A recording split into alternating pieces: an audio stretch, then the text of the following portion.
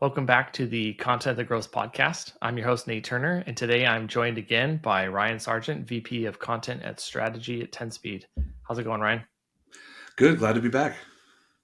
Yeah, we've had a little break over the summer of some recording. I'm excited to be jumping back in. Today, we're going to be talking about simplifying content distribution. And, a lot of this stems from something that we've seen, across the industry, as well as with clients is I feel like everyone knows that they should be distributing content and they should be doing more for distribution. But it tends to be something that just doesn't happen for a lot of companies. So we wanted to kind of just jump in and talk through, some of the common issues and reasons that that's not happening, and then kind of flip it around and get into, some of the more tactical stuff we usually like to try to hit on how to, actually be able to either do it more or start doing it if you're not doing it at all.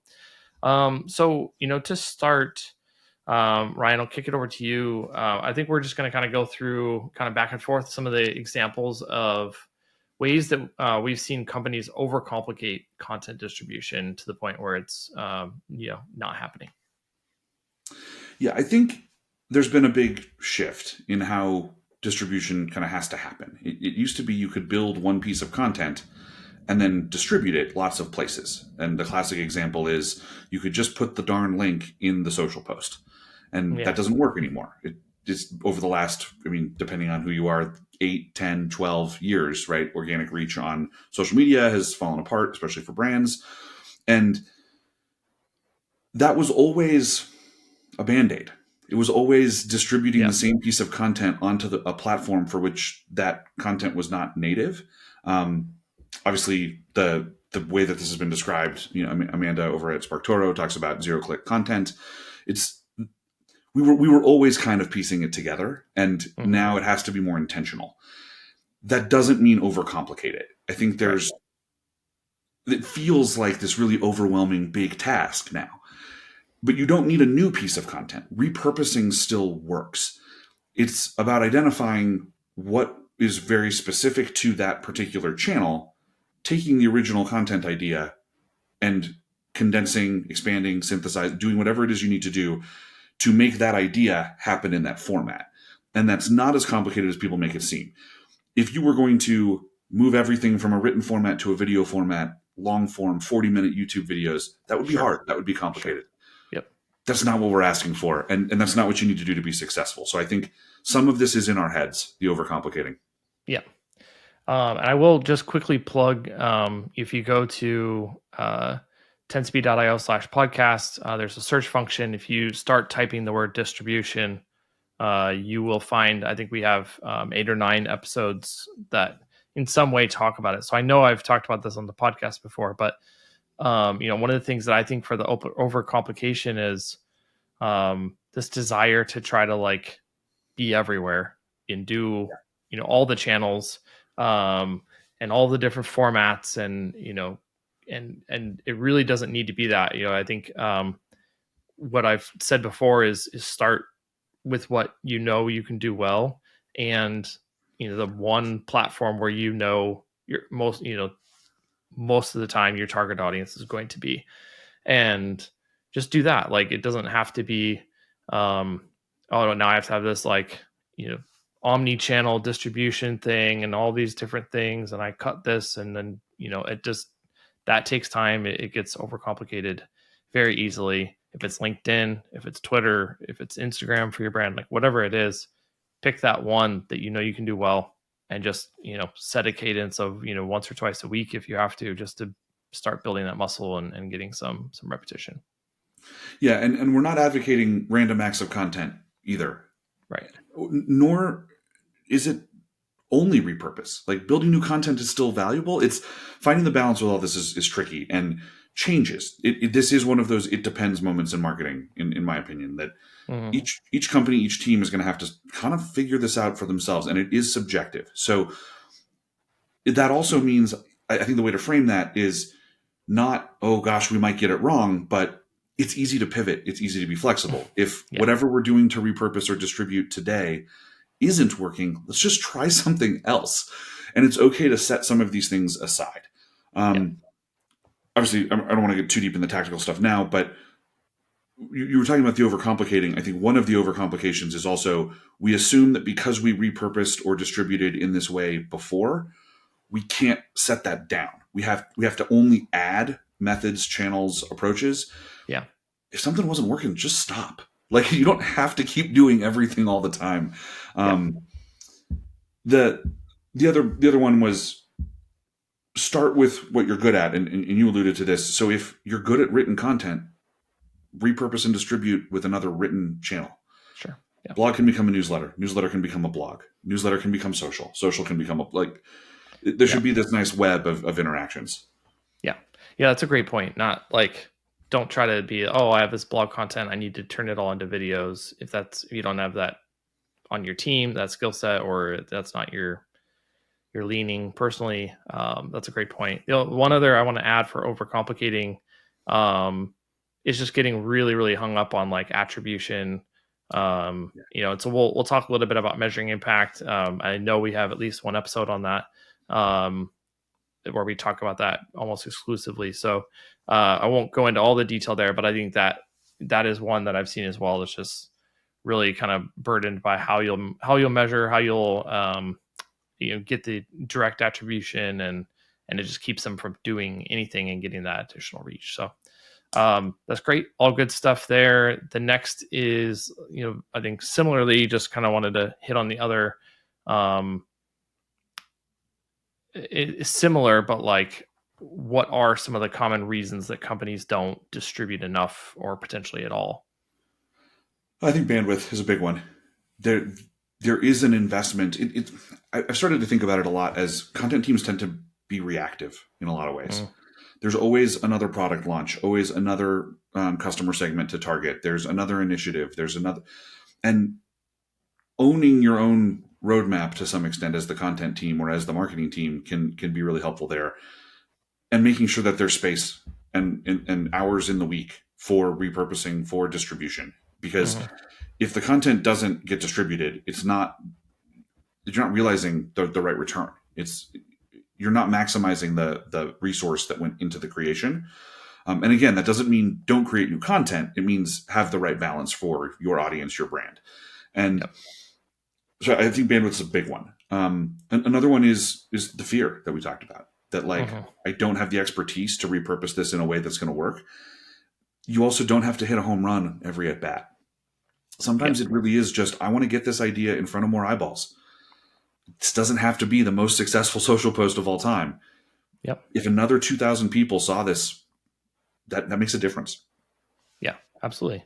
Yeah. And the numbers, on, like, if you're looking at the stats on the reach and how many people, the views and all that stuff, like, I think that especially in B2B, it's important to remember, like, you're not trying to get, a viral TikTok video with 2 or 3 million views or something. Like, if you can get a few hundred views, and or like a little bit of interaction, engagement on it, and you can look through and feel confident that some of that is, say 50 or your target audience, like, that's still highly impactful on a B2B level. So and again, it's shorter, it's more often, it's more frequent. So like, 50 is not the same as, oh, the one blog post we published this week got 50 views. Like, you're doing a lot more around social distribution and other content formats that can live on, evergreen, things like that. Yeah, so the two that I have, for reasons why they don't really distribute enough or at all, kind of building up what you said around the content team and bandwidth, is not having a schedule, and then the other is roadmap. So schedule is simply like, you have to, especially if it's social and you are going to like take the time to kind of write stuff out, for, like breaking down a piece and turning it into a social post.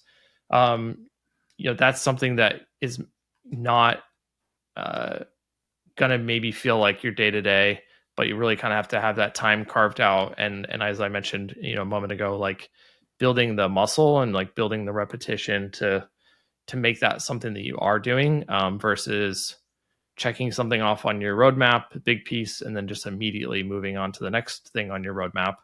And then on the roadmap side, I think that, we're maybe focusing a bit on like, writing LinkedIn posts about a blog post, but like, as we said earlier, there's ways to say we're going to pull together insights from these 10 podcast episodes and write a blog, or we're going to do a podcast roundup on our tech, this different things that happened on our blog or on social.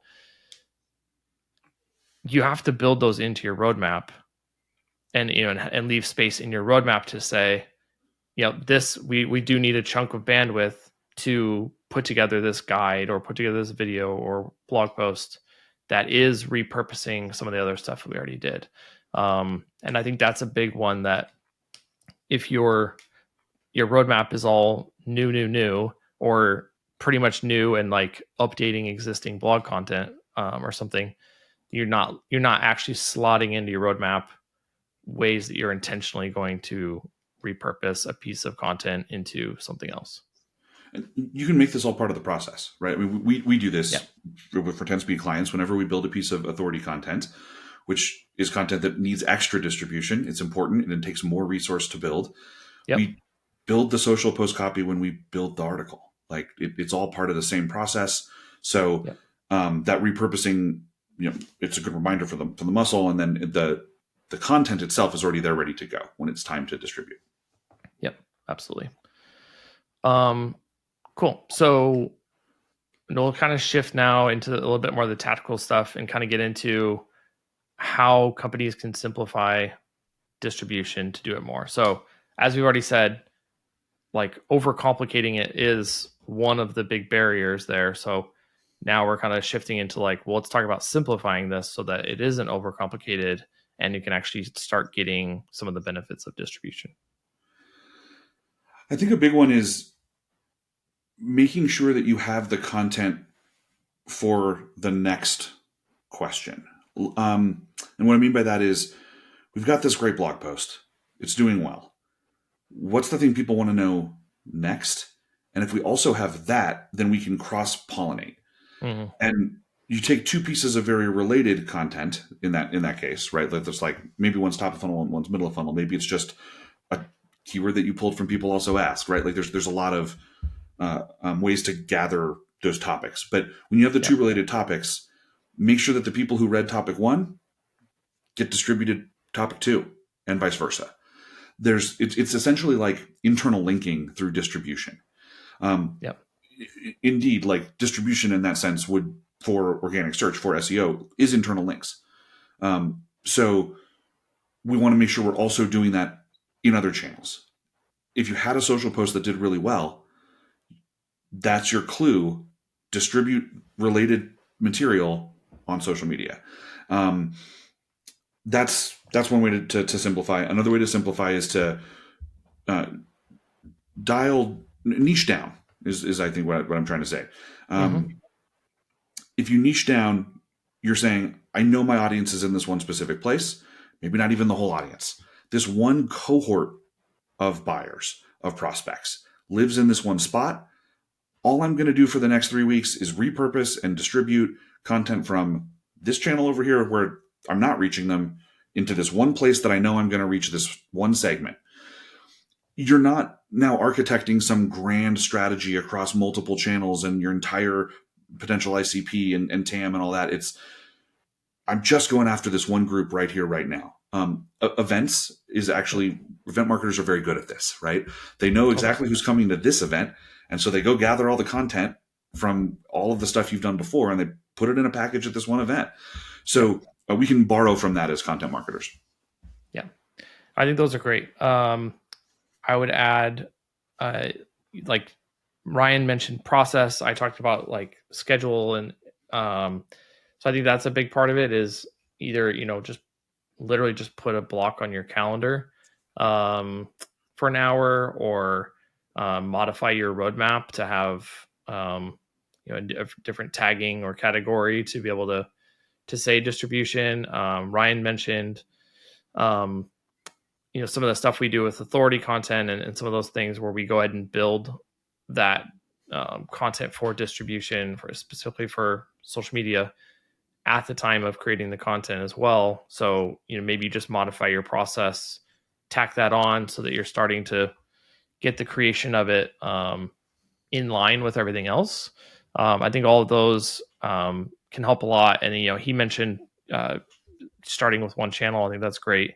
And I think, outside of that, we weaved in some other ones throughout some of the challenges too. So stick to your core skill set. If you're just starting out, I think all of those things are great. A lot of things can be aided by scheduling tools. If that's part of your challenge is you want to be able to have a block and queue stuff up over the week.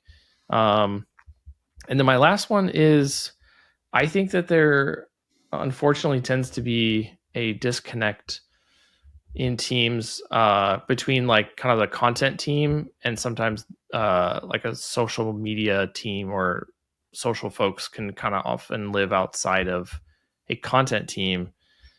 And you have this weird thing where the content team's like, we need to distribute more. And then you have the social team building their own roadmap and social calendar and thinking, what else can we put out there? What content can we do? And I think there's an opportunity, in your company to potentially just have that conversation and say, hey, like if we're teeing this stuff up or, giving you this direction, can you actually help on some of this bandwidth and in repurposing, stuff onto social, or, video team, same thing. Like there could be a lot of stuff there, certainly for bigger teams. Like if you're going to have that many roles, you're in a bigger team, but that would be a few that I would add there as well. And we keep saying repurposing. Yep. We're also talking about initial distribution of the content, but so often distributing onto a new channel does require some level of repurposing, right? That was what I alluded to at the beginning, which you can't just leave it in its original state. That's also one of the tricks and one of the ways to simplify.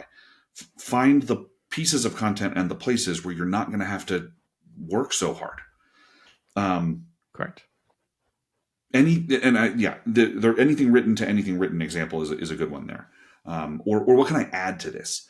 Don't agonize over the social copywriting. Spend that effort building an image, because images do better on social media, and then lift a pull quote from the written content.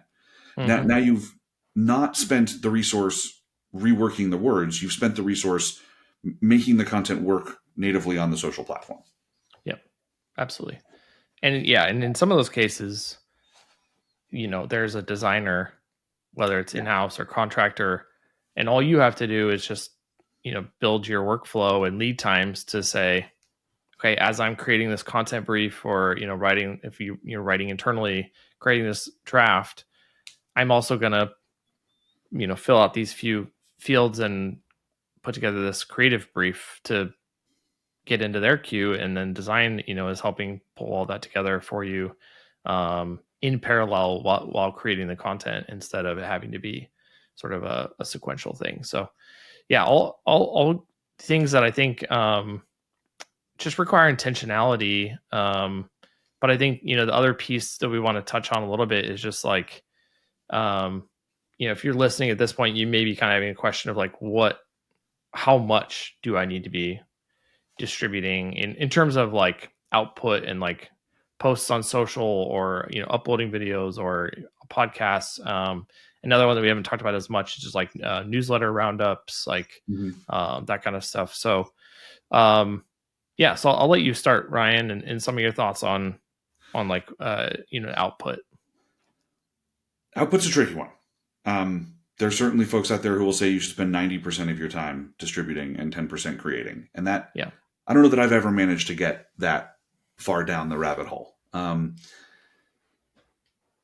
There's 5 work days in a week. Dedicating one of them entirely to distribution does not seem like like that seems great. That seems like a totally reasonable plan. There's standard deviation there too. So if you're not spending a quarter of your time on distribution, I would look into distributing more. If you're spending more than half your time on distribution, I'd say, great, you must have a really, really kick-ass library of content to pull from. Like, like you should be like tooting your own horn about how good your content is. And you're gonna have to kind of find the right lane for you and your team there.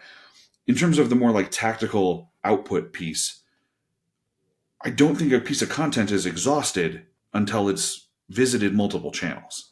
If you're Mhm. ever building something that's only being distributed one way, it's at least worth a quick investigation to see, is there a missed opportunity here? And that doesn't have to be resource intensive. What was the best part of this article that's only ever been optimized for organic search? Oh, well, Mhm. actually, there's this paragraph here that's pretty good. Yeah. You probably have a social post. Like it doesn't have to be messy or overwhelming to kind of run the mental check of, have I distributed this more than one way? Um, then at least you know you're getting better ROI off of each creation resource. Yeah, absolutely. Yeah, we have both podcast episodes and blog posts on our site that highlight, there's, from one blog post that's maybe about 2,000 words, it's not unrealistic. And it kind of like maps out the way you can do it to get, 50, 60 social posts from one blog post Yeah, without it feeling like overly repetitive. So um, if you feel like you've tapped out with two, then I highly would recommend checking out those resources that we have, because it kind of gives some different ideas on how you can do that. Um, but also the amount, like the amount of output that you're doing. As I said before, if you one post gets a few hundred views and maybe you have a handful, a dozen, 40, 50, whatever it might be, of your audience, like the ideal audience, seeing that, um, that's 50 more than you had if you didn't. And if you can do two in a month, now you have 100. And uh, so I think it's a compounding thing as well, that one is better than zero.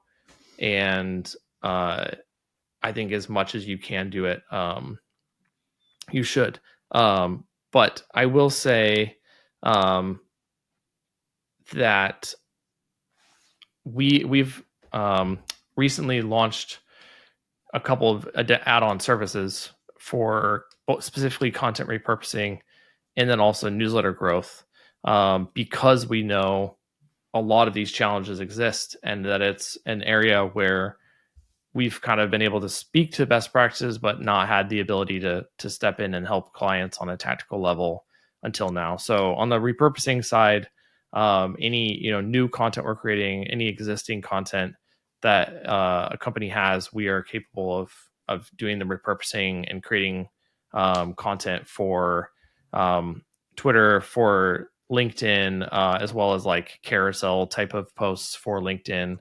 And then on the newsletter side, really that's an area where a lot of people have a pretty good database, and they maybe used to have a newsletter and they don't do it anymore, or whatever. It's kind of this thing that they know they should do again, but a little bit time intensive, just another area of distribution. And so there we're identifying all the content to kind of round up, in a core theme or, featured piece of content, writing the copy for the inside the email, subject line, kind of all the copy and content that you need for that, and handing that over to be able to, drop right into your email template and send to your list. So that's a couple ways that are like pretty simple add-ons, but we've done that just to be able to help people do that. But I kind of bring that up now because of what I was saying, like on the content repurposing side, like that literally starts at, four per month.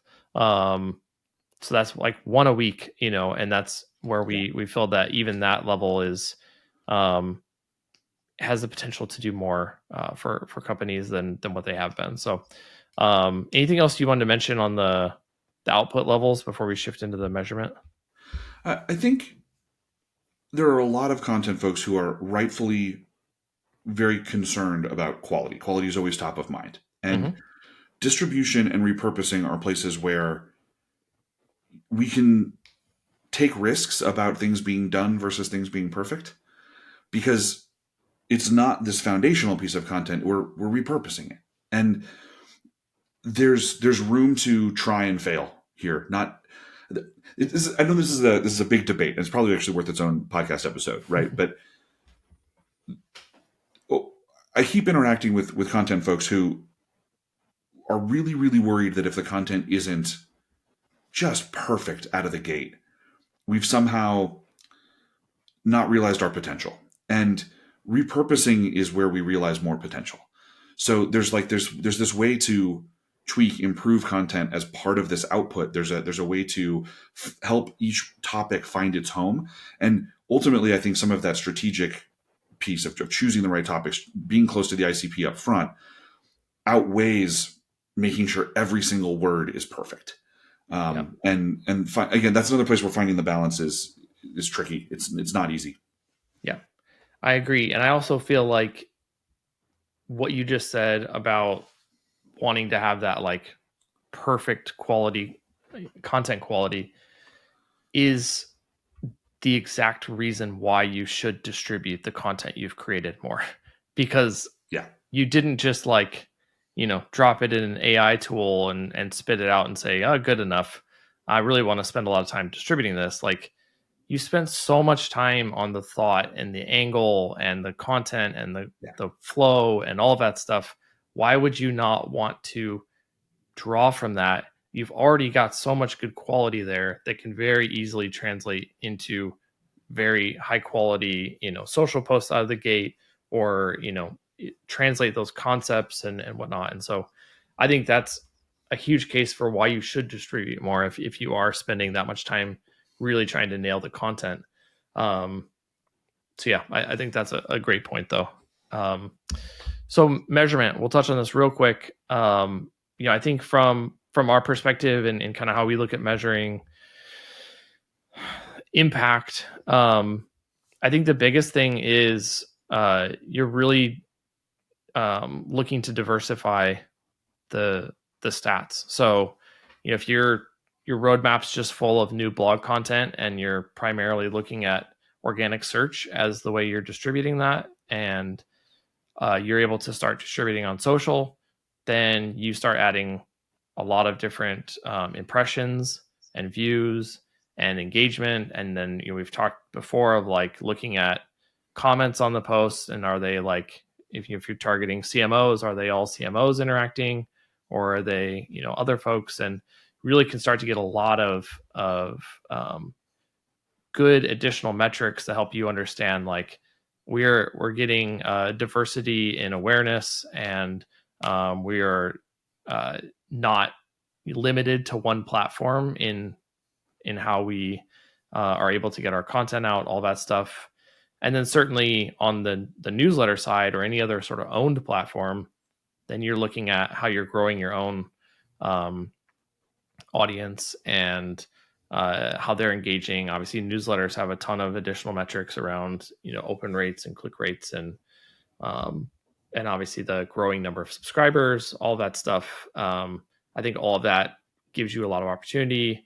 Newsletters also give you another CTA to put into blog content and be able to measure conversions off of that blog content. And so really our perspective, and then I'll let Ryan chime in, is like just not having such a mono view on success, being tied to organic search, but really being able to do a lot. And then similarly, if you're running a webinar program, well, don't tie all of your success to whether or not people showed up to the webinar.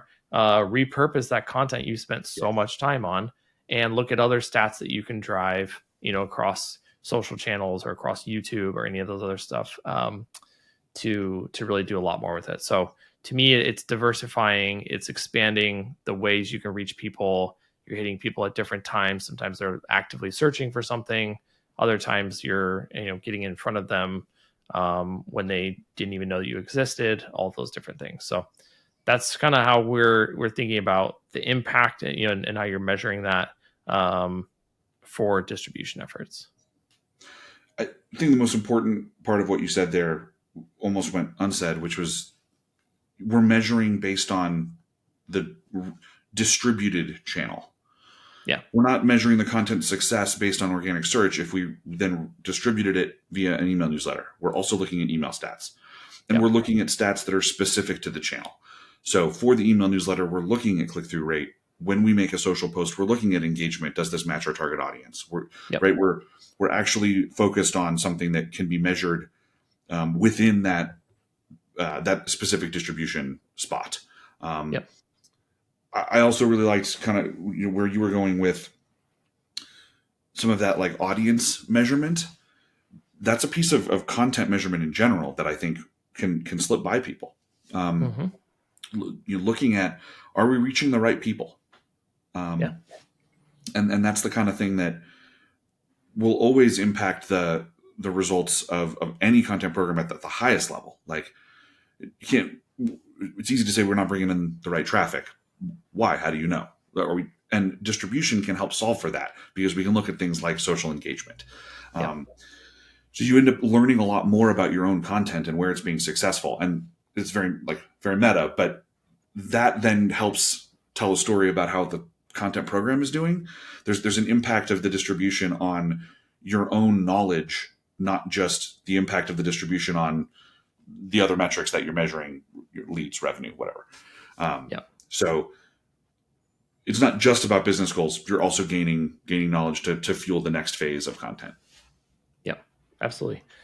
Yeah. And I think that it's, I think if you were to kind of compare, step outside of the world of, content marketing and like B2B SaaS, but like, if you think about like a consumer product, like if you've seen like the hydration powders that you can like add to your water, like Liquid IV and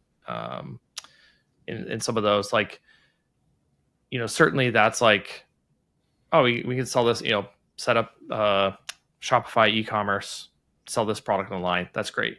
If you look at a company that's doing like just doing that on Shopify, and you look at another company who has that, and then they're, in whatever Walmart and Target, and they're selling in like Hudson News stands in the airport, and there's chiropractors and physical therapists selling them in their office, like, and that's literally just, that's what those are called. They're distribution channels for consumer product companies. And so I think that you realize, though, like as a measurements, of those companies, you'd have some real tidy metrics for the e-commerce company, and it'd be maybe a little bit more messy of like, well, how do we know what the metrics are for people selling it in a physical therapy office?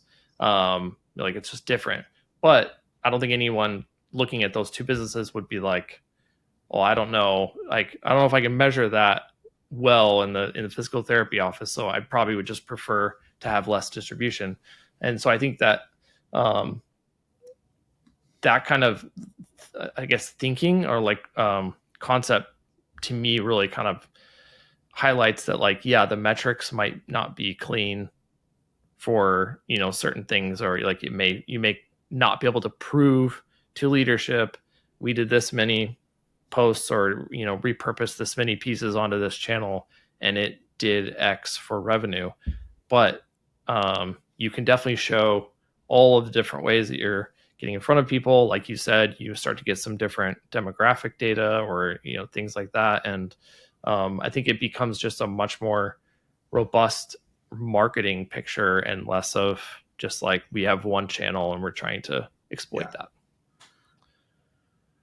You get to move between channels you own, like email, and channels that you don't, like social too. Like there's a lot of, not everyone's going to see everything you put on the one channel. So you reach your whole audience. Yep. Absolutely. Awesome. Well, I think we'll go ahead and wrap it up there. Certainly a topic we could talk for a while. If you're interested in us helping out with some of that for your company, certainly would love to chat. You can get information on our website, 10speed.io, for all episodes. And as I mentioned, we have quite a few on the topic of distribution. Visit 10speed.io/podcast. Also have quite a bit on the blog, 10speed.io/blog. Lots of different resources. So be sure to check those out. Thanks for listening. And be sure to like and subscribe on your platform of choice. Thanks a lot, Ryan. Thanks.